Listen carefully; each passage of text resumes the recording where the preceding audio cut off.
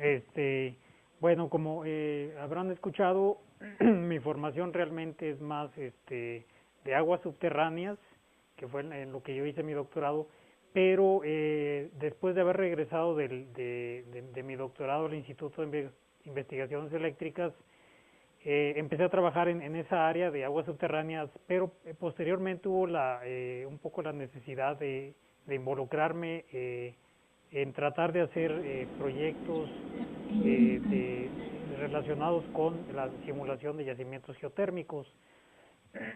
Entonces, esto ha sido un poco esporádico porque en el instituto, bueno, no somos un centro tanto de investigación, sino también hacemos trabajo muy aplicado de investigación, y entonces hay que resolver problemas pues muy reales, ¿no?, de la industria de comisión y de Pemex, y muchas veces no tenemos tanto tiempo de hacer lo que quisiéramos, ¿no? Digamos, de continuar una sola línea de investigación. Entonces, últimamente he estado retomando este tema de modelación numérica de yacimientos, y ahorita voy a ir comentando un poco cómo se ha venido desarrollando esto. Aquí quiero dar créditos porque parte de lo que estamos tratando de hacer con este proyecto de modelación tiene mucho que ver con la Universidad de Michoacana, con el doctor Mario César Suárez, a quien probablemente algunos de ustedes conozcan, que tiene una formación muy matemática también, con el maestro Víctor Arellano, que es el gerente de geotermia ahí en el Instituto de Investigaciones, y con dos tesistas que estuvieron el año pasado haciendo estancia ahí en el instituto y haciendo sus tesis de licenciatura. Entonces, bueno, básicamente de lo que voy a hablar son un poco antecedentes, pero un poco la plática la enfoqué no tan técnica, sino también un poco yéndome hacia la divulgación de la geotermia, que en ocasiones no es tan conocida como otras áreas como la ingeniería petrolera o aguas subterráneas o geoquímica, etcétera. Entonces, voy a hablar un poco de los antecedentes de generación eléctrica, hablar de los sistemas geotérmicos o yacimientos geotérmicos, algunos conceptos de ingeniería de yacimientos geotérmicos, la modelación en sí.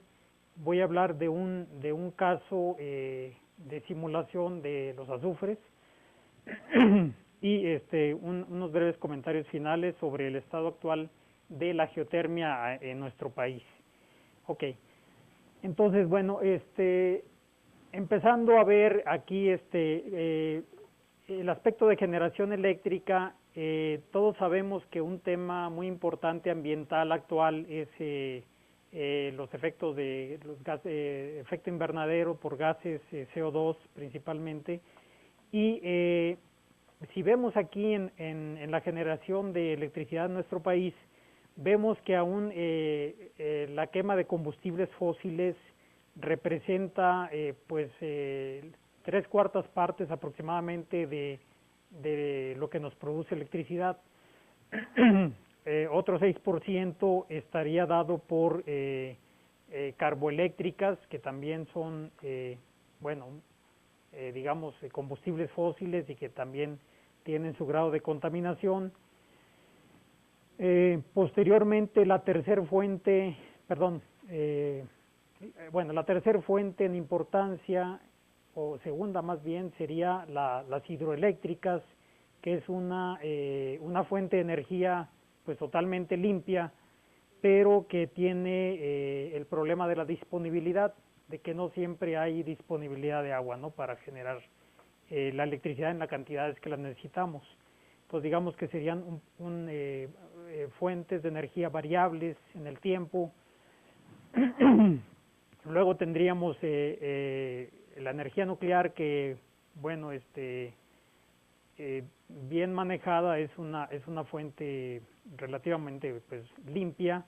El problema realmente pues radica en los desechos radioactivos, y y bueno, vendría la geotermia en nuestro país, que representa aproximadamente el 2% de la cantidad total de electricidad que se genera en México. Y donde México, ahorita vamos a ver, es uno de los líderes a nivel mundial. Y esto, bueno, eso realmente se debe a decisiones que se tomaron ya hace mucho tiempo, ¿no? En los años 50, cuando no había petróleo en gran cantidad aquí en nuestro país, se empezó a explorar la posibilidad de tener generación de geotérmica. Y bueno, finalmente las otras fuentes de energía limpias, que serían la eólica y la fotovoltaica, que también tienen el problema de la intermitencia, ¿no? Solamente cuando hay aire podemos generar electricidad, o solamente cuando hay sol podemos generar también por medio fotovoltaico. Y como verán ustedes, pues a pesar de que ha habido un gran boom últimamente en cuanto a las eoeléctricas, aún la cantidad que genera es muy pequeña, ¿no? Todavía. Entonces,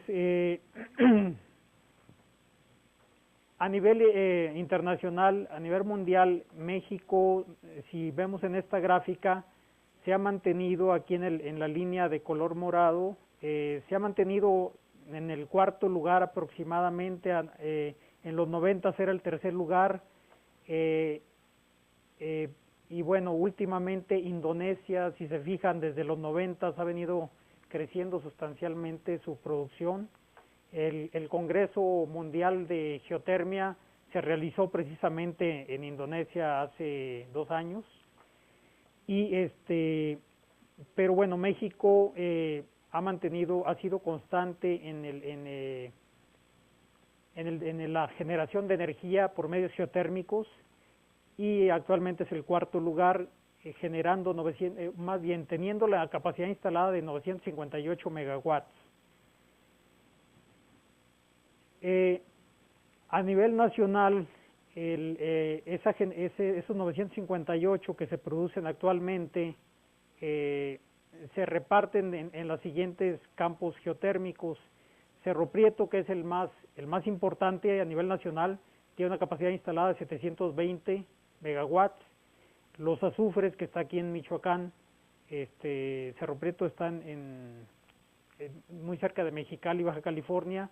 Los Azufres se encuentra cerca de Ciudad Hidalgo, Michoacán, relativamente cerca también de Morelia. Los Humeros, que se encuentran en el estado de Puebla, produce 40 megawatts, y las Tres Vírgenes, que es un sitio que se encuentra aproximadamente a la mitad de la península de Baja California, y genera 10 megawatts. La importancia de Cerro Prieto y de las Tres Vírgenes es que satisface necesidades muy locales, porque Baja California no está integrado a la red nacional. Entonces, eso permite evitar el tener que traer la electricidad del resto de México, de Sonora, de Sinaloa, y de hecho en ocasiones anteriormente se exportaba parte de esa electricidad que se generaba ahí en Cerro Prieto a Estados Unidos. No sé si todavía lo sigan haciendo. A futuro también se tienen en planeación construir otras unidades en los Azufres, 50 megawatts, en los Humeros otros 50, en Cerro Prieto una unidad más de generación que serían 100 megawatts, los Azufres 25 megawatts. Aunque perdón, todo esto es muy dinámico, porque constantemente algunos pozos se tienen que cerrar porque dejan de producir en suficiente cantidad, y entonces hay que estar perforando nuevos pozos. Ok, entonces ahora paso a ver un poco un repaso de los sistemas geotérmicos, que probablemente muchos de ustedes ya tengan conocimiento. Pero bueno, los sistemas geotérmicos hay de muchos tipos. Bueno, en general es una energía que es abundante en cualquier parte del mundo. Existe la cuestión es de a qué profundidad se encuentra y si, digamos, puede ser explotable, ¿no? Si económicamente es factible explotarla. Entonces tendríamos sistemas naturales geotérmicos de agua moderadamente caliente, donde tendríamos un gradiente térmico verticalmente de 60 miliwatts por metro cuadrado. Eso se traduce aproximadamente en 30 centímetros por kilómetro, y tendríamos entonces que, por ejemplo, para tener una energía de entre 80 y 100 megawatts por metro cuadrado, una densidad de energía o de flujo, eso estaría más o menos a 1 o 2 kilómetros de profundidad. Esta energía puede ser explotable si la roca que hospeda al agua térmica tiene cierto nivel de permeabilidad. Y bueno, en este caso la transferencia de calor sería por conducción, porque no tendríamos probablemente velocidades muy altas, ni temperaturas tampoco muy altas. Tendríamos ahí, bueno, una gráfica de la fuente de calor, que generalmente son cámaras de magma, donde generalmente siempre se va a tener una capa sello más cerca de la superficie terrestre, para que el agua caliente no se mantenga presionada como si fuera una olla express, ¿no? De otra manera, si no existieran este tipo de rocas sellos, entonces nunca se generarían estas presiones, ¿no? Luego tendríamos sistemas de agua más caliente, donde ya tendríamos flujos de calor mucho más grandes, de 60 miliwatts por metro cuadrado, donde tendríamos un ascenso de agua caliente por convección, y en la roca huésped sí podríamos tener conducción de calor. Si se trata de roca seca o impermeable, y si es una roca permeable, pues tendríamos entonces fenómenos de convección, donde se generarían celdas de convección, donde, por ejemplo, vamos a suponer, si tuviéramos aquí una falla, una fractura, el agua de recarga natural de la superficie descendería, llegaría al yacimiento, que es el acuífero hidrotermal, donde se calentaría, y entonces esa agua al aumentar su temperatura subiría, porque se volvería menos densa, y subiría hasta arriba, manifestándose de alguna manera digamos en algún se me fue el nombre, una manifestación superficial de hidrotermal, ¿no? Y si fuera muy fuerte, bueno, pues sería un geyser, ¿no? Tipo los que hay en Estados Unidos. Aquí en Michoacán todavía se pueden observar en algunas partes donde sale vapor con cierta intermitencia. Mencionan que antes de que fuera explotado los azufres era mucho más fuerte, igual también en Cerro Prieto, ¿no? Había fumarolas, y entonces son manifestaciones hidrotermales, y todas debido precisamente a la intrusión de algún cuerpo caliente intrusivo, que es el que genera el calor, ¿no? Y que esa fuente de calor se puede considerar la geotermia como una fuente renovable, porque aun cuando se llegara a explotar muy rápidamente el yacimiento, si dejamos pasar varios años, va a volver a calentarse, a aumentar la temperatura. Bueno, ahí ya no se sabe cuántos años pasarían, pero en algunos yacimientos, por ejemplo Nueva Zelanda, ha ocurrido de que se ha agotado el yacimiento, de alguna manera se ha colapsado, se ha dejado de subir el vapor, y a lo largo después de varios años vuelve otra vez a incrementarse las presiones, y puede ser explotado nuevamente ese yacimiento.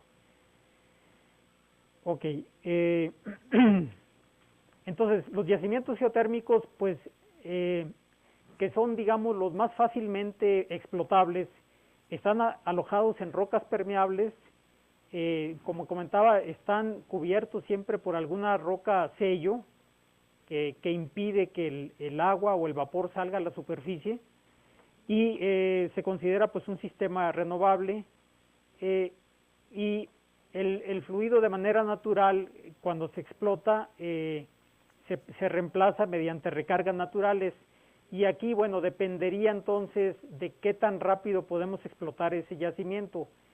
Y entonces el líquido el vapor y el líquido que se explota se vuelve a reinyectar de manera líquida otra vez hacia el subsuelo mediante pozos de reinyección, y de manera tal que provea una fuente de agua hacia ese yacimiento, que se vuelva a calentar con el paso del tiempo y se esté generando nuevamente vapor.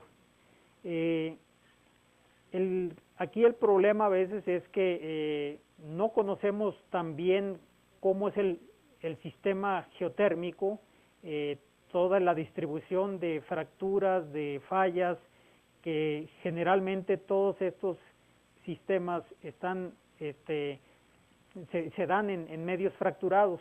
Entonces, porque si no existieran todas esas fracturas, entonces la permeabilidad sería mucho más baja y ya no sería económicamente explotable.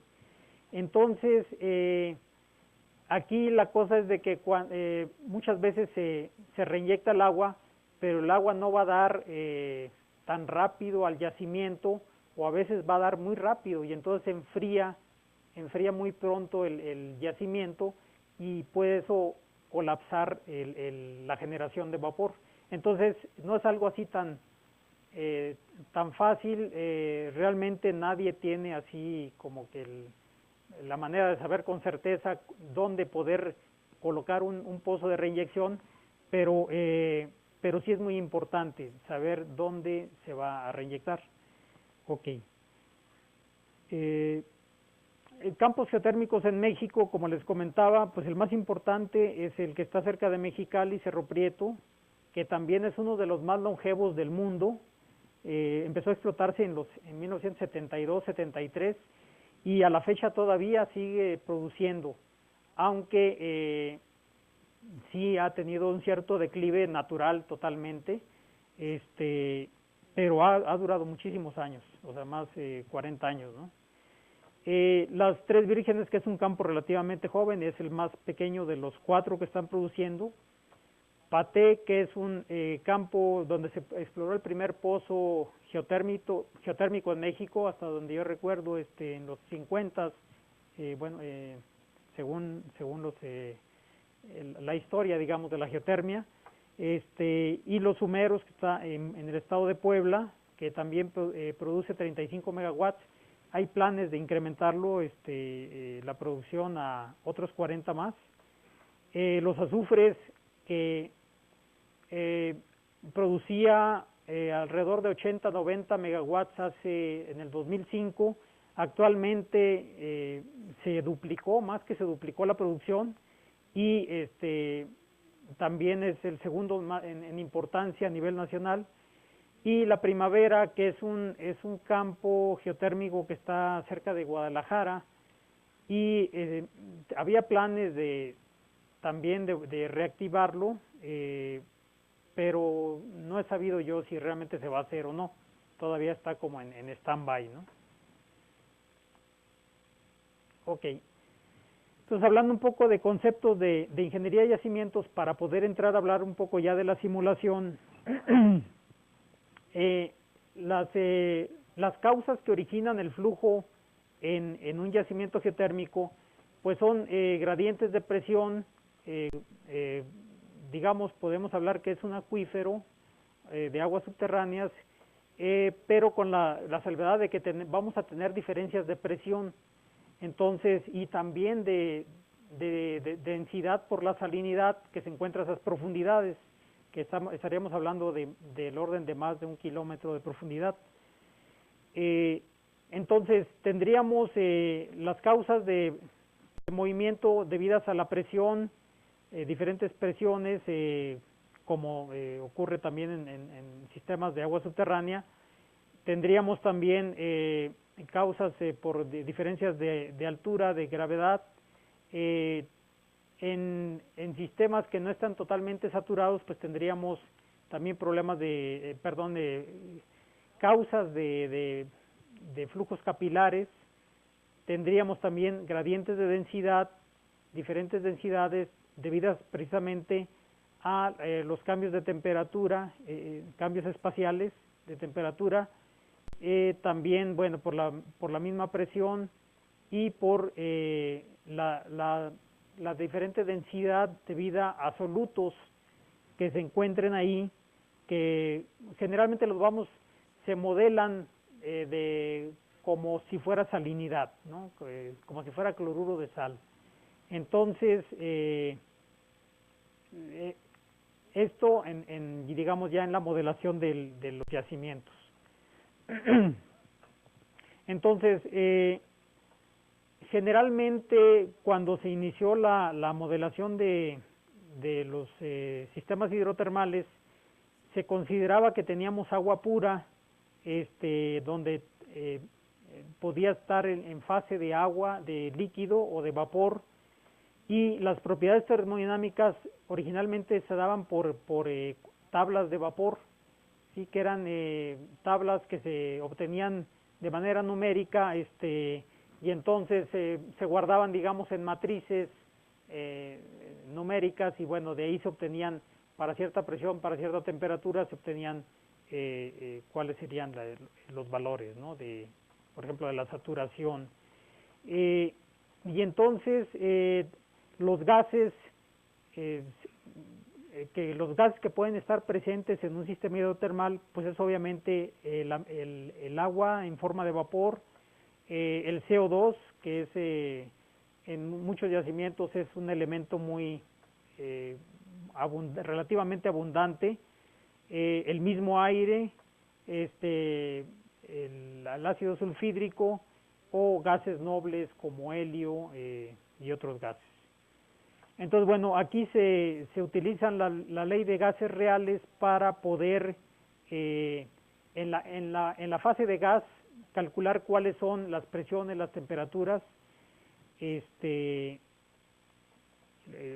y no necesariamente tendríamos la ley de gas ideal, sino podríamos usar otros tipos de aproximaciones más realistas, como la ley de gases reales, ¿no?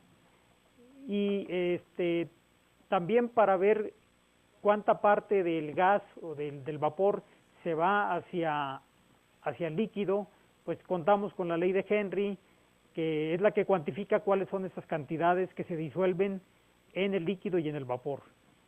Ok, y bueno, la salmuera, que es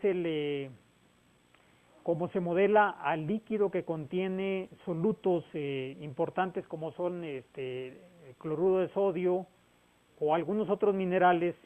Generalmente las primeras aproximaciones para modelar estos sistemas numéricos era considerar que teníamos solamente cloruro de sodio, y se manejaba como una salinidad la concentración, y también bueno, permiten, aquí podemos ver que tenemos menores presiones de vapor y de solubilidad de gases en la salmuera, y cuando tenemos salmuera también tenemos viscosidades mayores, o sea, ahí ya empieza a afectar el transporte del líquido, que es algo que normalmente, por lo general, los sistemas de aguas subterráneas no se tiene ese problema, digamos. Entonces aquí, digamos, sí hay que considerar también los cambios de viscosidad debido a cuando las concentraciones de salmuera son importantes. O sea, la salmuera es agua con una cantidad importante de sales o minerales.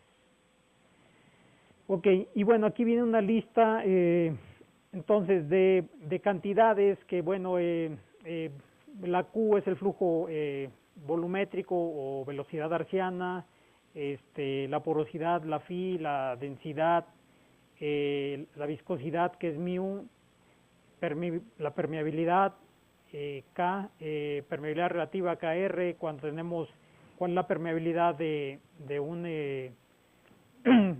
líquido, digamos, con respecto a la roca, o de otro líquido también con respecto a la roca, la conductividad hidráulica, la entalpía específica, que es una medida de la energía interna del líquido debido a la temperatura, y que también de alguna manera es una idea, nos da una idea también de la temperatura, es decir, a mayor entalpía tenemos mayor temperatura. La conductividad térmica de la roca, la saturación que tenemos en un poro, saturación máxima es 1, donde no tenemos líquido, pues sería 0. Y X es la fracción de masa que tenemos en un líquido, por ejemplo, en un líquido, en un gas. Ok, entonces, para hacer la modelación de las ecuaciones de flujo, necesitamos considerar no solamente el transporte de líquido, sino también el transporte de calor, porque precisamente a mayor temperatura cambian las propiedades del líquido, a menor temperatura también cambian, etcétera.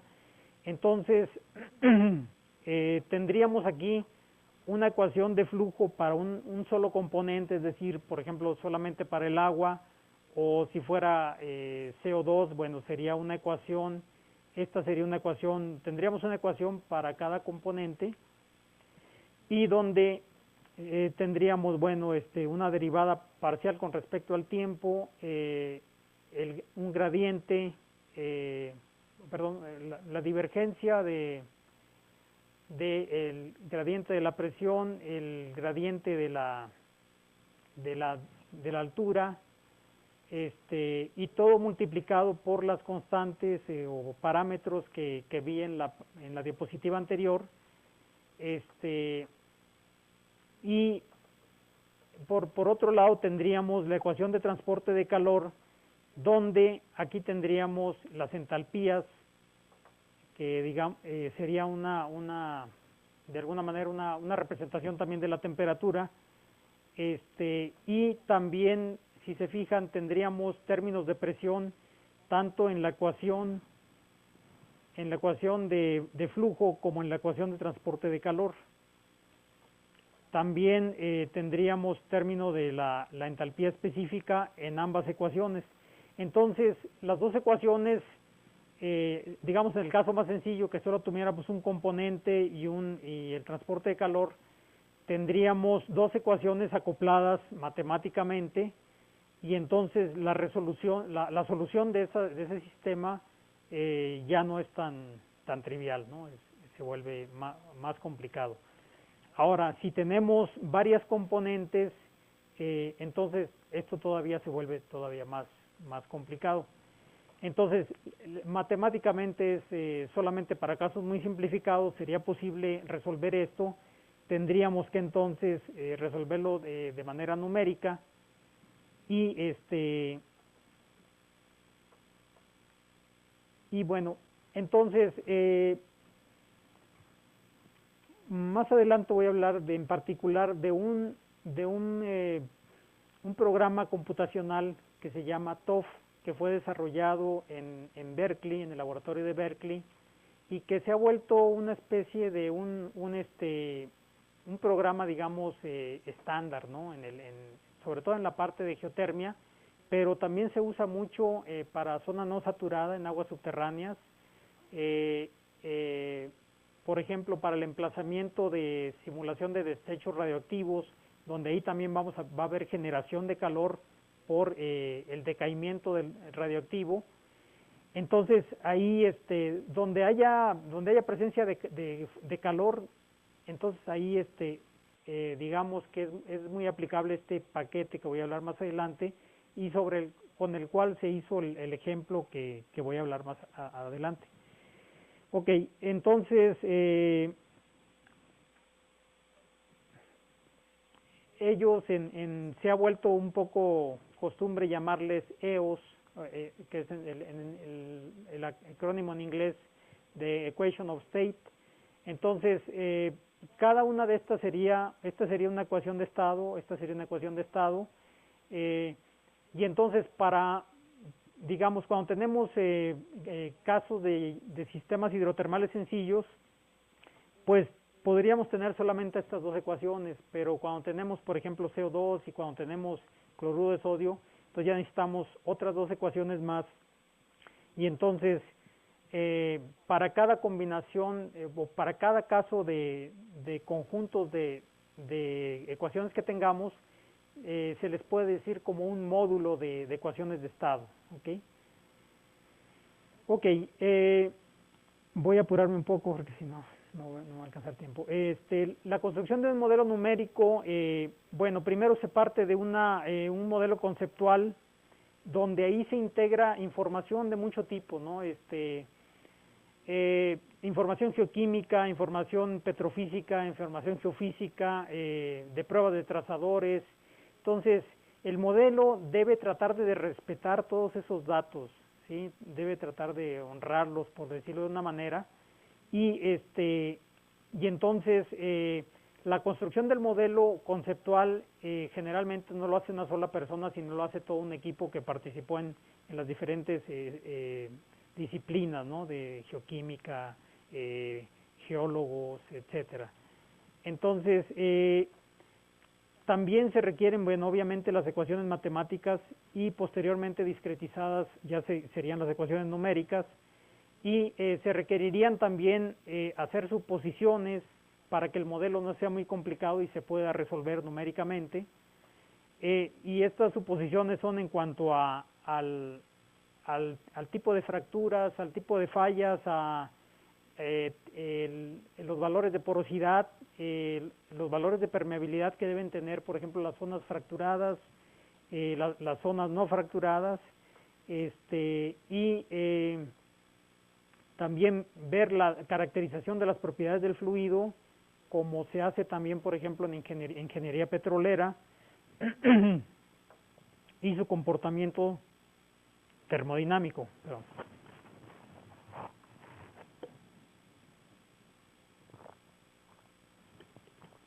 Se tienen que ver las condiciones iniciales y de frontera. Generalmente, como es común en todas las áreas de ciencias de la Tierra, siempre faltan datos, ¿no? Siempre, por eso es que hay que hacer también muchas suposiciones. Y otra parte muy importante es ver dónde se coloca numéricamente la fuente de calor, que eso generalmente va a ser un poco como una calibración, es decir, a prueba y error, ya sea de manera manual o de manera automática, pero generalmente se tienen idea de dónde puede estar la fuente de calor, pero ya a la hora de hacer las simulaciones siempre hay necesidad de mover o de aumentar la cantidad de calor o de moverla de ubicación para tratar de reproducir los datos medidos en campo. Ok, la discretización numérica se hace, bueno, como en cualquier otro campo de ciencias de la Tierra, de aguas subterráneas o de ingeniería petrolera. Se pueden usar diferentes esquemas de elemento finito, de diferencias finitas, de volúmenes finitos. También, bueno, lo más sencillo es suponer que en cada elemento se tienen condiciones termodinámicas constantes y bueno, generalmente se empiezan con intervalos cuando se trata de un problema en el tiempo transiente. Entonces, bueno, se empiezan con intervalos de discretización en el tiempo finos, y conforme se va desarrollando la simulación en el tiempo, se pueden ir incrementando esos deltas de tiempo. Normalmente las mallas numéricas no son muy finas por la ausencia de datos principalmente, aunque siempre, habrá que tratar de reproducir todas las fracturas, las fallas, donde haya fronteras entre ellas, y con el fin también de incluir la permeabilidad generada por estas fallas y fracturas. Entonces, ya del el grado de qué tan fina es la malla, pues va a depender mucho de la calidad y la cantidad de datos, y también de qué tan grande puede ser el modelo, y de que se pueda resolver en un tiempo adecuado, ¿no? Que no vaya a tardar mucho. Ok, la representación numérica, bueno, pues es generalmente en cuadrículas, o si es en elemento finito, bueno, pueden ser elementos pues a discreción de uno, del modelador, y se pueden considerar, independientemente que haya, siempre va a haber fracturas, fallas, pero se pueden considerar modelos homogéneos, o se pueden considerar también modelos que tengan doble porosidad, como es también muy común en ingeniería petrolera. y y bueno, generalmente cuando tenemos pruebas de trazadores, esto nos ayuda mucho para elegir el tipo de porosidad que tengamos. Si se pueden modelar las fracturas de manera intrínseca o explícitamente, como les comentaba, bueno, inclusive con un modelo homogéneo podemos de alguna manera estar considerando, o heterogéneo, podemos estar considerando a las fracturas sin tenerlas que modelar explícitamente. Ok, el tipo de información que se requiere, pues es una buena cantidad de información.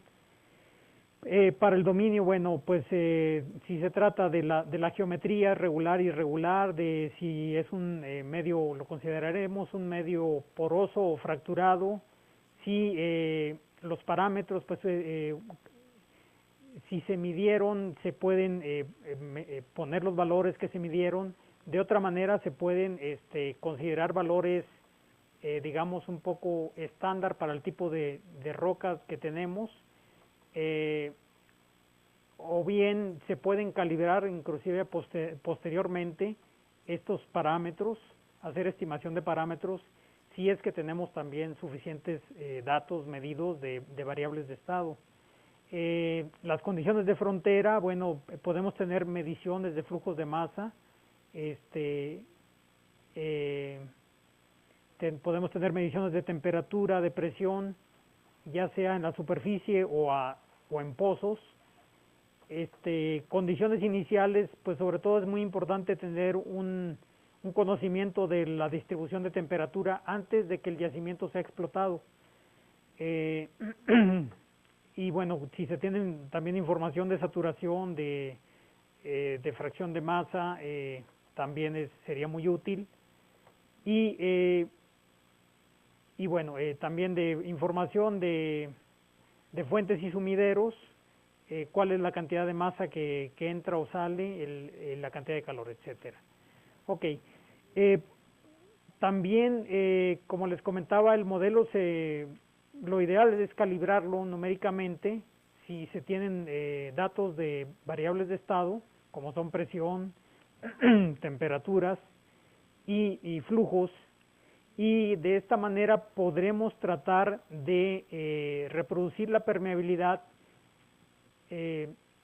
modificar la permeabilidad para poder reproducir datos, por ejemplo, en pozos. Si tenemos una serie de tiempo de presión y de temperatura en pozos medidas, entonces mediante la modificación de estas permeabilidades, principalmente podemos tratar de reproducir o ajustar mejor esos datos, de manera que el modelo nos arroje valores muy parecidos a los que se midieron en campo. Ok, bueno, entonces aquí es el ajuste de datos históricos, es lo que estoy comentando. Se pueden incluir también datos de entalpía, datos geofísicos también, para tratar de ajustar estas estructuras de permeabilidad y de porosidad.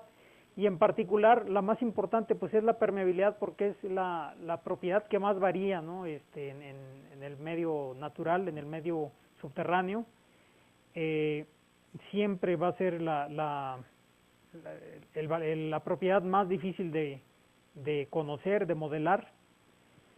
Y también la calibración automática, que ya digamos tanto éxito ha tenido en aguas subterráneas, en sistemas geotérmicos no ha sido tan exitosa, porque normalmente tenemos muchos más parámetros que en aguas subterráneas, y entonces cuando desconocemos muchos de esos parámetros no se alcanza una solución única o una solución, una estimación de parámetros que sea adecuada, ¿no? Entonces todavía es un área que está en mucho desarrollo en el área geotérmica, lo que es la calibración automática. Ok, esquemas numéricos, como les comentaba, bueno, se usan en la literatura, se encuentran, bueno, modelos de diferencias finitas, como es este modelo TETRAT, que realmente es un modelo originalmente para el petróleo, la de elemento finito, como es el Finite Element Flow, el FEM, que son, hasta donde yo sé, originalmente fueron desarrollados para aguas subterráneas, se han adaptado también para manejar ecuaciones de calor, transporte de calor, y y volumen finito, que es el que maneja el simulador TOF. Hay un software comercial que se llama CSMP, es un poco más de investigación y maneja un esquema híbrido entre elemento finito y volumen finito. Ok, entonces la estimación, ¿para qué sirve la simulación numérica? Bueno, sirve para estimar cuál es un yacimiento, qué tanta energía nos puede dar, cuánta energía eléctrica nos puede producir, porque estima no solamente temperatura, sino también velocidades de flujo, o más bien, perdón, flujo, y entonces de esa manera podemos tener una idea de qué tanto calor podemos obtener en la superficie por medio de pozos. Y una vez que ya tengamos un yacimiento funcionando en explotación, podemos hacer diferentes escenarios de producción, de explotación de ese campo geotérmico. Y bueno, también todo esto, por ejemplo, tiene una aplicación muy directa también, por ejemplo, para los secuestros de CO2, de carbono, en medio geológico, que también es un área que está ahorita en mucha investigación, porque hay muchos fenómenos que se tienen que modelar, como son la precipitación de sales, cómo afecta el CO2 al balance geoquímico, ¿no? del agua o de la salmuera. Ok, entonces rápidamente comento, en México se empezaron a hacer los primeros estudios de simulación en Comisión Federal. Comisión Federal tenía su propio grupo de simulación. A lo largo del tiempo, toda esa gente, bueno, ya se retiró, se jubiló de comisión. No ha desaparecido del todo, pero ya no hacen la cantidad de simulaciones que hacían anteriormente. Ahora ya gran parte de esas simulaciones las licitan mayormente al extranjero, pero bueno, también en los azufres, Cerro Prieto, los azufres, en los 80 fue una década donde se hizo mucha simulación en Comisión Federal. El instituto mismo también hizo trabajos de simulación para Cerro Prieto principalmente. La mayoría de esa gente también ya no está en el instituto. Y bueno, ahora voy, antes para dejar un espacio para preguntas, rápidamente mostrar un ejemplo. Cuando me invitaron para dar la plática, estábamos tratando de hacer un proyecto de simulación. Desafortunadamente no se dio, surgieron otros proyectos que bueno, ya dejamos de lado esto. Y entonces, en lugar de no presentar nada práctico, tomé un caso interesante que está en literatura, en la literatura, en la revista Geotermia, que la edita Comisión Federal de Electricidad, y este trabajo se presentó en el 97, lo desarrolló principalmente Mario César Suárez. Este es el campo, así se ve, si no lo conocen, pues es una zona muy bonita, se encuentra a 3000 metros de altura, una zona boscosa.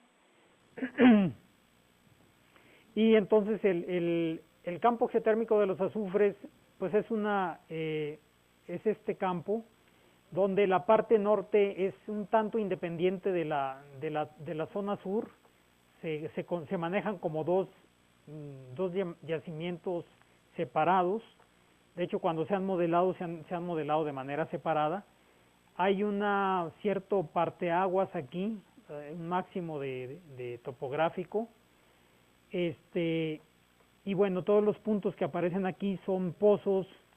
Los pozos negros son pozos inyectores y los demás son pozos productores. También es un campo ya longevo, empezó a producir hace 30 años, y la mayoría de las fracturas que ocurren en la parte norte, que es la que ahorita vamos a hablar de la simulación, tiene una orientación de este-oeste. El acuífero se alberga en andesitas permeables, y este sería el modelo conceptual, donde tendríamos las andesitas, tendríamos aquí una zona de riolitas, que bueno, no sería permeable, y tendríamos también algunas capas de basalto, de tobas, y las fracturas,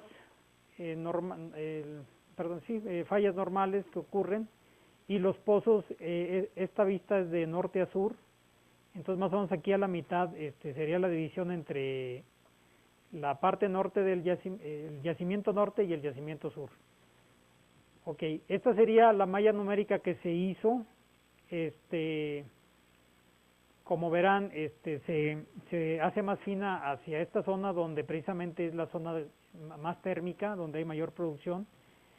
Esta sería también la discretización de las capas, una capa A, una capa B, C, D, con diferentes propiedades, diferentes parámetros de permeabilidad, y los pozos, los intervalos de ranuración, estas son las isolíneas de temperatura, isotermas, y estas serían muy rápidamente la simulación de la presión, temperatura y saturación para 1996, que fue cuando se hizo la modelación, considerando que se empezó a modelar desde 1982, desde que empezó la explotación. Entonces, ya sin ir mucho a detalle, podremos ver aquí que si se fijan, cada estrato tiene diferentes distribuciones. Por ejemplo, esta vendría siendo la distribución para el estrato B, que es la parte más superficial del yacimiento, la distribución de presión, la distribución de temperatura, que es relativamente homogénea en esta capa, y la saturación, donde aquí sí se presentan algunas partes donde ya empieza a haber presencia de vapor. En esta zona está más comprimido y es mayormente líquido. Vemos aquí para el estrato C, que es el estrato que sigue hacia abajo, cómo cambia también ya la distribución de presiones. La temperatura se mantiene más o menos constante, y esta también aproximadamente, aunque aquí en esta zona ya empieza a afectar la saturación del vapor, empieza a haber ya mayor cantidad o menor saturación, hay una menor saturación de líquido. Entonces, en el estrato D, que es el estrato más profundo, se corre el presionamiento hacia este punto, y si se fijan aquí ya tendríamos, eh, bueno, básicamente no se alcanza a ver muy bien, pero me parece ser que estas serían zonas de líquidas y acá serían zonas más de vapor. Ok. Ahorita al final viene la referencia por si a alguien le interesa verlo más a detalle, este ejemplo. Aquí se hizo una simulación, ya teniendo ese caso resuelto para 1996, entonces se hizo una modelación de explotación, se consideraron 3 diferentes escenarios de aumentar la potencia, la explotación del campo. En el primero se hizo una simulación considerando que se iban a generar 75 megawatts, y entonces se veía cómo cambian las distribuciones de presión, de temperatura y de saturación. Y aquí para este escenario, perdón, esto es presión y esto es saturación. Okay, para el siguiente escenario se consideró una producción de 280 megawatts y también se ven cómo ya empieza a afectar más la distribución, por ejemplo, de la saturación comparado con el anterior en esta zona. Ok. Y para el siguiente caso, que es bueno, aquí no le cambié, pero aquí deben ser 480 megawatts, y entonces aquí es el caso más crítico. Aquí sí ya empieza a haber más problemas más fuertes en cuanto a que ya decae mucho la producción puede decaer la temperatura, y eso afecta también la producción de vapor. Entonces serían los 3 casos, y esto es como una manera de ilustrar para qué sirve esta herramienta, ¿no? Principalmente para el caso geotérmico. Entonces, bueno, comentarios, lo mismo que se puede usar para el desarrollo de proyectos geotermoeléctricos, para hacer estudios de factibilidad y prefactibilidad, para hacer modelos muy sencillos con los datos que se tengan en esa etapa, para ver si realmente nos puede aportar un buen nivel de energía ese yacimiento y que pueda ser explotable. También nos permite optimizar la explotación de un yacimiento y también, como les comentaba, estimar los parámetros de campo. Ok, finalmente ya como un comentario, existen planes de energía que hace el gobierno federal, y entonces se tiene previsto ir sustituyendo paulativamente los combustibles fósiles, el uso de combustibles fósiles por fuentes renovables. Se ha considerado también que se debe de incrementar la generación pues por energía eólica, geotérmica, fotoeléctrica, y recientemente CONACYT acaba de abrir una convocatoria para crear el Centro Mexicano de Innovación en Energía Geotérmica, que ahorita todavía está en evaluación, donde se invitaron a centros de investigación, a universidades y también a empresas privadas para hacer consorcios, y esto con el fin de fomentar el uso precisamente de la energía geotérmica. También se hizo una segunda convocatoria recientemente para estudiar la parte oriental del campo de Cerro Prieto y ver si hay posibilidades de que se pueda seguir explotando esa zona. Y entonces, bueno, todo esto, un poco digamos el mensaje sería que se presenta, bueno, esa posible área sobre todo para los estudiantes a futuro, que les pueda interesar esta área, y que bueno, en general cualquier área de geotermia, que son muchas, pero también en particular, bueno, les podría interesar también la parte de simulación numérica, y el mismo instituto también un poco está viendo esa línea, tratar de continuarla, de hacer proyectos de investigación y de consultoría con Comisión Federal para hacer simulación de nuevos yacimientos, porque ya los que existen actualmente pues no sé cuánto puedan, ojalá y nos duren mucho todavía, pero también ya presentan ya signos de empiezan a decaimiento, ¿no? Entonces, bueno, hay una bibliografía aquí donde pueden consultar el ejemplo de Mario César Suárez, se encuentra aquí al final, donde lo pueden consultar también. Pues muchas gracias y no sé si haya preguntas, haya tiempo. Le agradecemos por haber